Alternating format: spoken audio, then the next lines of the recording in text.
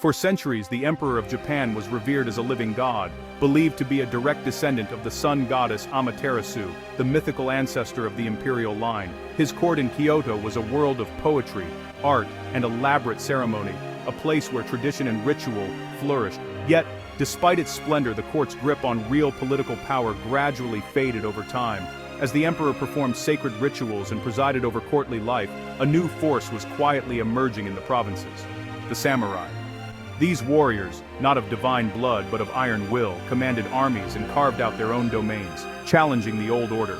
Power shifted from the imperial palace's quiet halls to the chaos and strategy of the battlefield. The most powerful samurai leaders earned a new title, Great General, bestowed by the emperor himself, but it was these generals who held the true authority in the land. The shogun became Japan's military dictator, collecting taxes, making laws, and commanding armies with absolute power. The emperor remained a revered symbol, a spiritual figurehead, but the shogun ruled the nation in practice. This dual system, known as the bakufu, or shogunate, would define Japan's government and society for nearly 7 centuries. The samurai's rise marked an era of ambition, fierce loyalty, and constant conflict between rival clans. They shaped the nation's destiny, forging a legacy of discipline and honor that echoes in modern Japan. The story of the shogunate is one of warriors who became the true masters of the land, ruling over peasants and nobles alike. It's a tale of shifting power where the sword ultimately eclipsed the throne and tradition gave way to might. The emperor reigned in name, but the shogun truly ruled the land. The samurai's code of Bushido and their iron grip on Japan would leave a mark that endures to this day. The age of the shogun had begun, forever changing the course of Japanese history. The story of the shogunate begins with Minamoto no Yoritomo, a powerful warlord who, after years of brutal civil war, established his government in Kamakura, deliberately distant from Kyoto's imperial court and its distractions. This marked a dramatic shift in Japanese history, as power moved away from the emperor and aristocrats.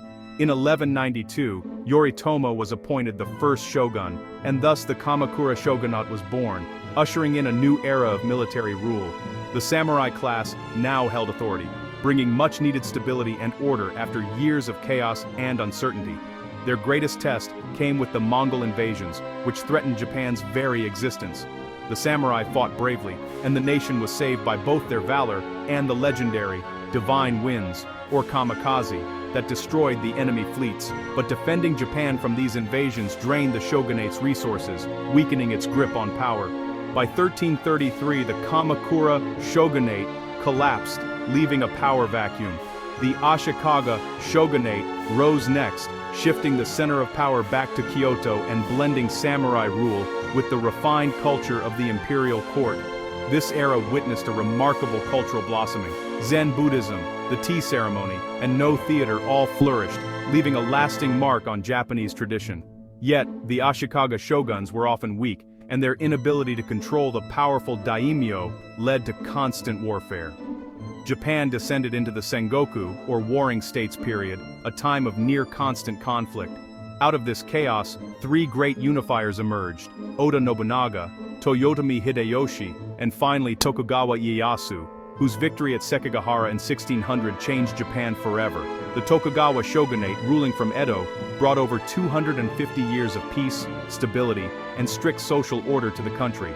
The Tokugawa shoguns mastered the art of control, ensuring that no daimyo could ever threaten their rule again, and maintaining a delicate balance of power. They created a rigid social structure, enforced peace, and fostered a unique culture that would endure for centuries. 3 dynasties, Kamakura, Ashikaga, and Tokugawa, each left a distinct legacy, shaping the destiny and identity of Japan. The shogunate's influence would echo through the ages, defining the nation's character and spirit for generations to come. Under the shoguns, society was strictly hierarchical, with every person knowing their place and role from birth. At the very top sat the emperor and his court, revered as living symbols of tradition and divinity, but largely powerless in daily governance. Below them, the shogun, daimyō, and samurai held real authority, controlling land, law, and the military with an iron grip. The samurai, less than 10% of the population, alone could carry 2 swords, a symbol of their right to rule. and their warrior status. Farmers and peasants, the backbone of the nation, produced rice and paid taxes, but lived hard, restricted lives, bound to the land and their duties.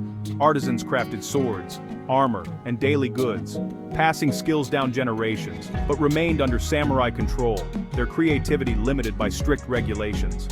Merchants, seen as profit-driven and unproductive, were placed at the bottom, yet grew wealthy as peace endured and commerce flourished in bustling cities. This rigid order kept society stable, but limited freedom, making social mobility nearly impossible for most people. Duty and obedience were paramount. Stepping out of line could be fatal, as harsh punishments maintained order and discipline. Over time, the merchant class's wealth quietly challenged the old order, as their influence grew behind the scenes. The samurai's status was high, but their finances often lagged behind the merchants they scorned, leading to growing frustration and social tension. The Tokugawa era's social structure shaped Japan's culture and tensions for centuries, leaving a legacy that can still be felt in modern Japan. In the Tokugawa peace, samurai found themselves warriors without wars. Their roles shifted to administrators, magistrates, and scholars. To maintain their identity, they codified the way of the warrior. Bushido stressed integrity, respect, courage, honor, compassion, honesty, and above all, loyalty. Loyalty to one's lord was absolute, binding the feudal system together. Honor was everything. Failure or disgrace could mean ritual suicide. To restore one's name, samurai cultivated both martial and artistic skills, mastering the sword and the brush. The ideal samurai was both warrior and refined gentleman, denchus, the pen and sword in harmony. Bushido's discipline shaped not just the samurai, but the nation's character. Yet, its demands for loyalty and self-sacrifice could be harsh and unforgiving. The code outlived the samurai, leaving a deep imprint on Japanese values.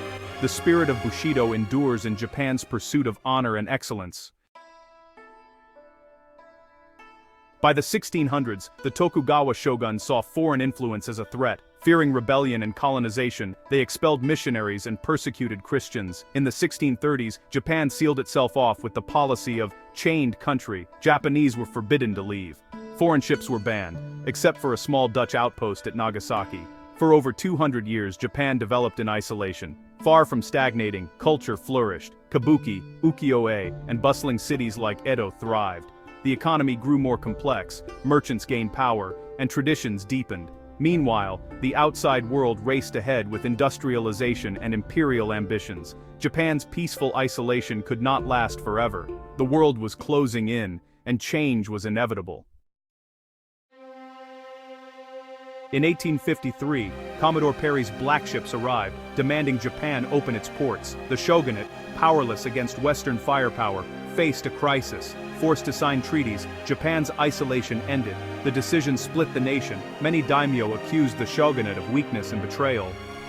A movement rose. Revere the emperor, expel the barbarian. Civil war erupted between shogunate loyalists and imperial forces. The rebels, armed with modern weapons, prevailed. In 1868, the last shogun resigned, restoring power to Emperor Meiji. The Meiji Restoration ended 7 centuries of samurai rule. It was a revolution. Japan would modernize at breathtaking speed. The age of the shogun was over, but its legacy was just beginning. The Meiji Restoration swept away the old order. Samurai abolished, swords banned, social classes dissolved. Yet, the spirit of the shogunate endured. Former samurai became leaders, industrialists, and educators, channeling their discipline into building modern Japan. Loyalty, once given to lords, now served companies and the nation. The code of Bushido was repurposed. Discipline, self-sacrifice, and group harmony became national virtues. These values fueled Japan's rapid modernization and post-war economic miracle. Even today, respect for hierarchy, group harmony, and pursuit of mastery reflect samurai roots. The shogunate's influence is woven into Japan's cultural DNA. The past shapes the present, guiding how Japan sees itself and the world. The legacy of the shogun lives on in modern Japan. The shogunate's legacy is a paradox. Born of violence, it created centuries of peace. Its rigid order fostered both oppression and cultural brilliance. The samurai's discipline and craftsmanship shaped Japan's identity, from the arts to daily life. The Meiji Restoration, led by samurai, used these very qualities to modernize and protect Japan. The system that closed Japan off also produced the leaders who opened it to the world. The shogunate's mark is resilience, order, and transformation. Its values, loyalty, harmony, perfection, still echo in Japanese society. History is never left behind. It lives on in the spirit of the people. The shadow of the shogun stretches into the present, shaping Japan's future.